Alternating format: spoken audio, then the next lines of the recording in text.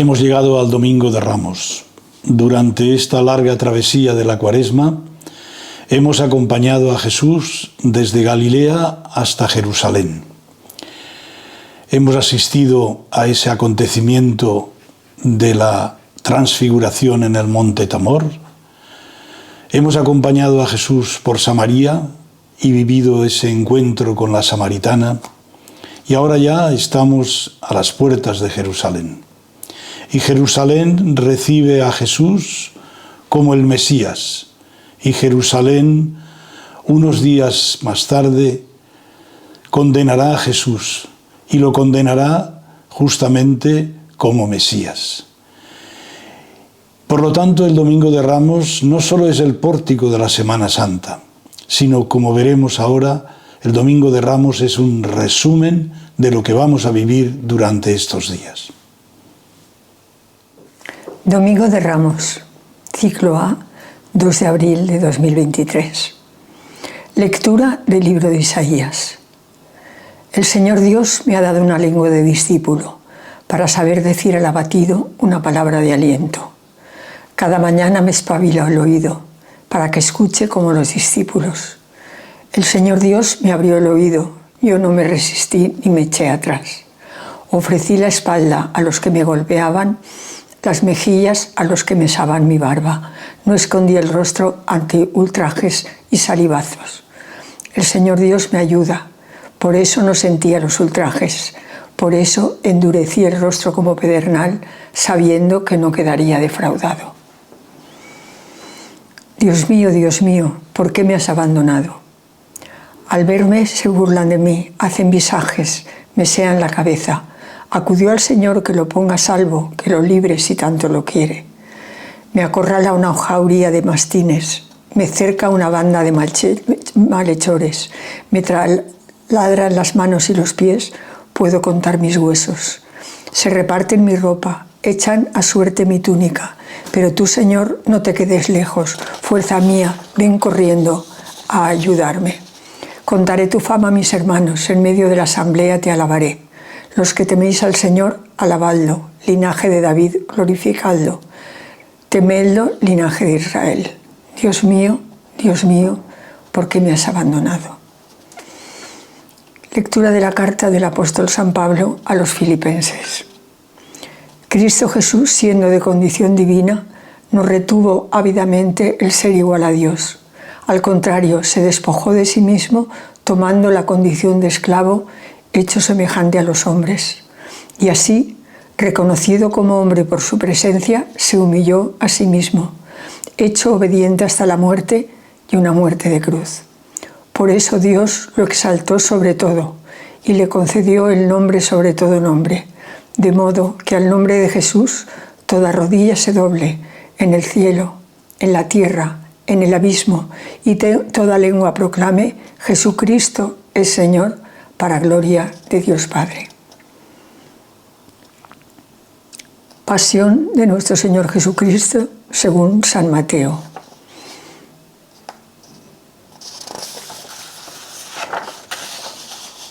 Los discípulos cumplieron las instrucciones de Jesús y prepararon la Pascua. Al atardecer se puso a la mesa con los 12. Mientras comían, Jesús tomó pan y después de pronunciar la bendición, lo partió, lo dio a sus discípulos y les dijo: tomad, comed, esto es mi cuerpo. Después tomó el cáliz, pronunció la acción de gracias y dijo: bebed todos, porque esta es mi sangre de la alianza, que es derramada por muchos, para el perdón de los pecados. Y os digo que desde ahora ya no beberé del fruto de la vid hasta el día que beba con vosotros el vino nuevo en el reino de mi Padre. Después de cantar el himno salieron para el monte de los Olivos.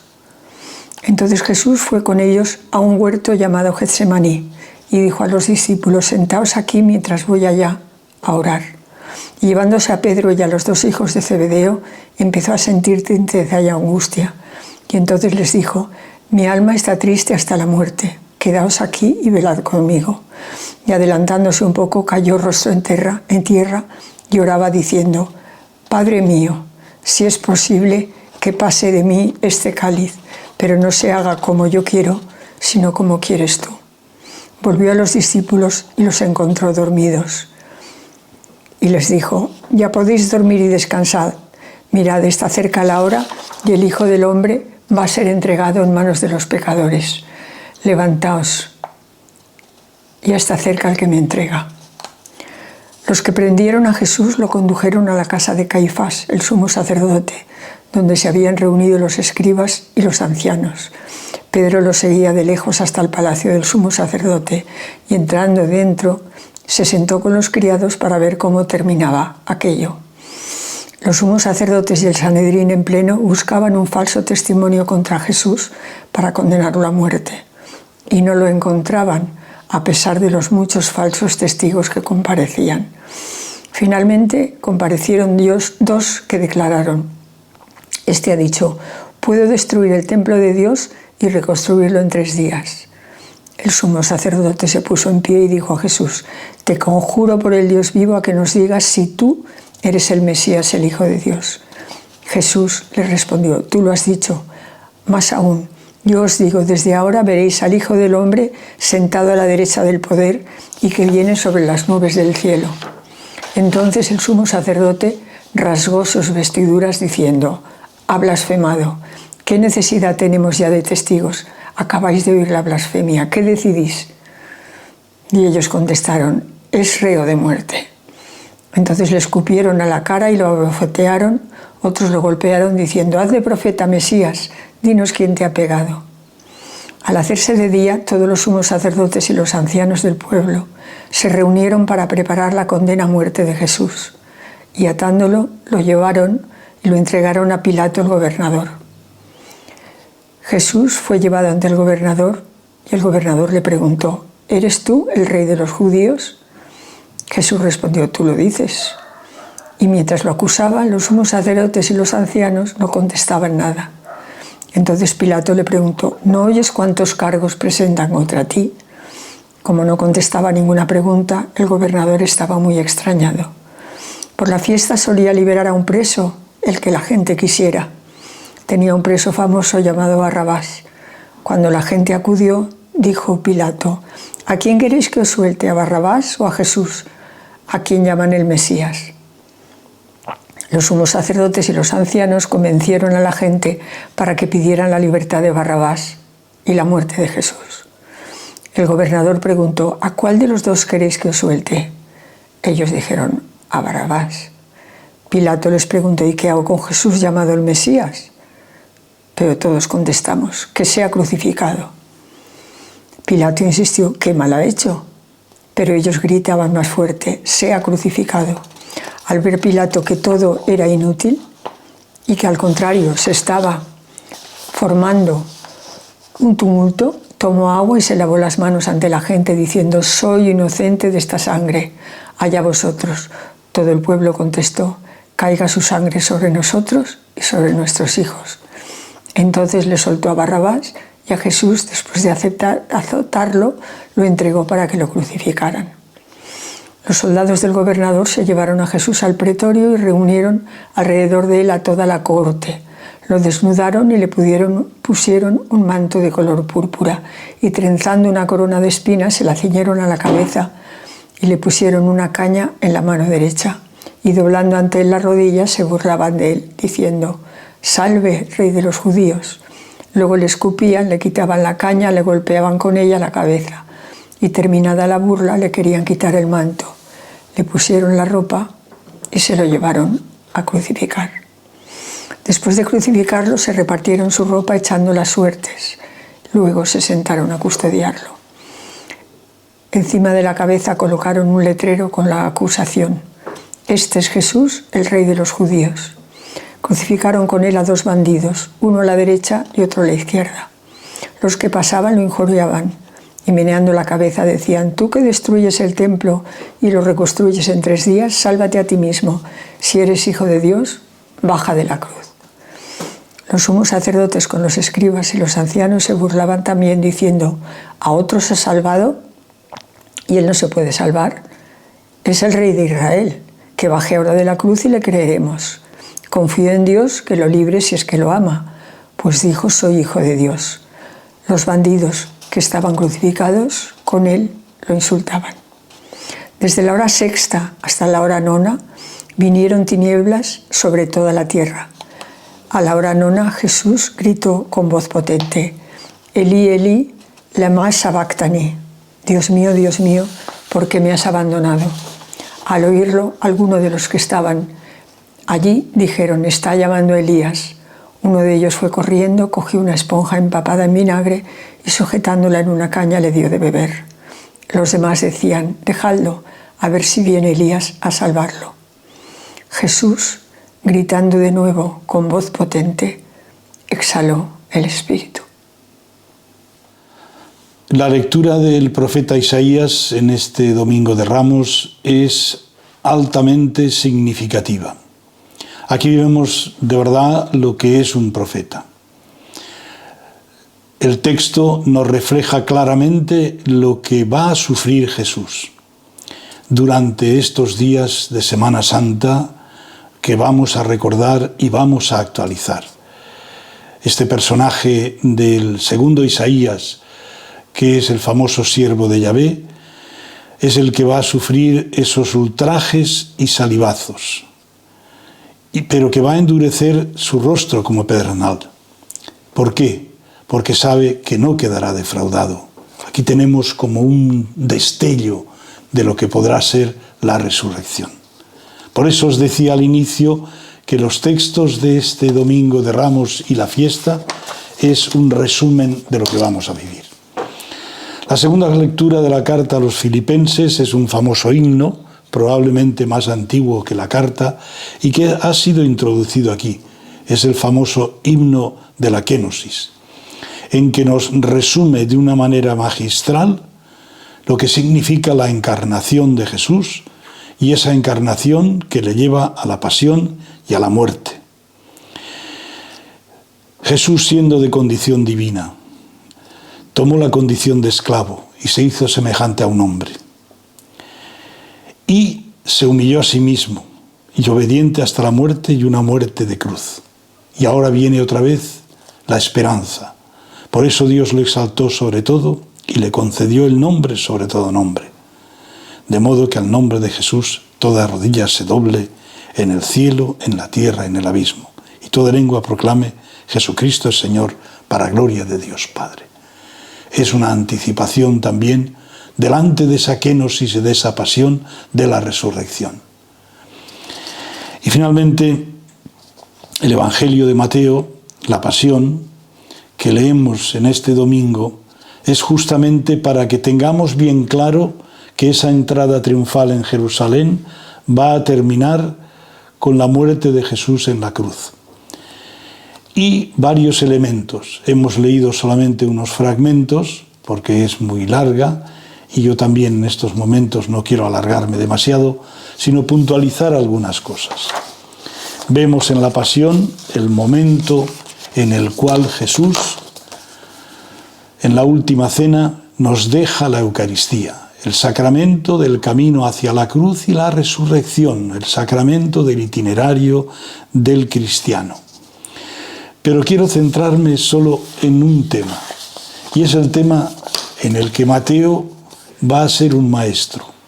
La identidad de Jesús, tanto en el juicio religioso ante el Sanedrín o ante los sumos sacerdotes y los ancianos del pueblo que condenan a Jesús a muerte, como ante Pilato el gobernador. La identidad de Jesús. Haz de profetas, Mesías, dinos quién te ha pegado. Queda claro para Mateo, como buen judío y que escribe para los judíos, que nos quiere mostrar que ese Jesús que ha venido de Galilea, ese rabino que ha venido de Galilea, está claro que es el Mesías. Y que es el pueblo de Israel, el pueblo judío, los sumos sacerdotes, el establishment, el que lo van a entregar para que sea crucificado, para que reciba la mayor de las humillaciones en la cruz. Pues bien, así se nos prepara en este Domingo de Ramos. Yo os invito a que cojamos el ramo. Si nos atrevemos a coger el ramo y participar en esa procesión, es porque realmente queremos identificarnos total y absolutamente con el camino de Jesús.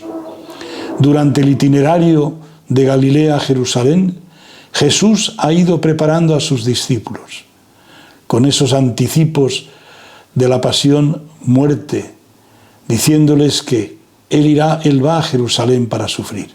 Pero ellos no querían ni escucharlo y se hacían oídos sordos. No seamos como ellos, porque nosotros ya sabemos de qué va. Escuchemos con atención, vivamos con profundidad la Semana Santa y que ese ramo sea porque desde el bautismo que fuimos identificados en esa pasión, muerte y resurrección, queremos revivirla. Feliz Semana Santa, nos vemos el Jueves Santo, el Viernes Santo y el día de Pascua, que prepararemos con todo cariño para que podamos vivir de alguna manera juntos la Semana Santa. Es tan comprometida el comentario de estas lecturas que me la he copiado de la web de los dominicos, pero no puedo deciros el nombre porque no lo he visto. Entonces, vamos a ello. Continuamente estamos eligiendo. La mayoría de las veces se nos invita a tomar decisiones que, sin embargo, apuntan a los principios fundamentales que dirigen nuestra existencia personal. En estos días, más allá de las tradiciones religiosas, vuelve a ponerse frente a nosotros un hombre que elige cómo va a jugarse la vida. No ha hecho otra cosa en los últimos años sino arriesgarla. Se acercó a los lugares de pecado, muerte e impureza. Se sentó a la mesa de los menos buenos, sospechosos de todos los pecados. Levantó sin miedo su voz y anunció una misericordia desconocida y peligrosa. Habló con ternura a los humildes, acogió a los niños, abrió camino a las mujeres, rechazó el lenguaje religioso legalista, hablaba con las palabras del campo y del mar de un Dios que, siendo Padre, parecía diferente. No tuvo miedo, o si acaso lo tuvo, su confianza era más grande. Eligió los caminos, los discípulos, los gestos, los términos, los amores. Y ahora, entrando a Jerusalén, tomaba la decisión culminante, aquella que no podía ser sino continuación de todo su actuar anterior, de lo que llevaba en su alma y había marcado su existencia. Aquel primer domingo de Ramos, como era costumbre, tenía lugar una magnífica procesión de poder, la de Poncio Pilato, el procurador romano, que se trasladaba temporalmente a la Ciudad Santa para congraciarse con los judíos en las fiestas de Pascua. Aquel primer domingo de Ramos, en la misma ciudad, en una de las puertas más humildes, se desarrollaba otra procesión más discreta, minoritaria. Un hombre joven, subido en un pollino, llegaba para traer salud y esperanza, fraternidad y servicio, sin armas, descalzo y con la música suave que entonan los más sencillos. Aquel primer domingo de Ramos, los habitantes de Jerusalén eligieron dónde y con quién querían estar, qué valores deseaban para su existencia y qué futuro para sus sueños. Y hoy, como cada día, también nosotros somos invitados a tomar partido, porque ante Jesús no cabe la indiferencia, como si fuera un personaje del pasado ya silenciado. El Nazareno, de nuevo, esta Pascua denuncia nuestras incoherencias y nos empuja a tomar partido, a rescatar los principios irrenunciables en los que deseamos comprometernos del todo, sin miedo y con valentía. No todo vale lo mismo. No podemos vivir de una manera superficial el único valor infinito que tenemos y que es la vida. O nos la jugamos como Él o se nos va de las manos.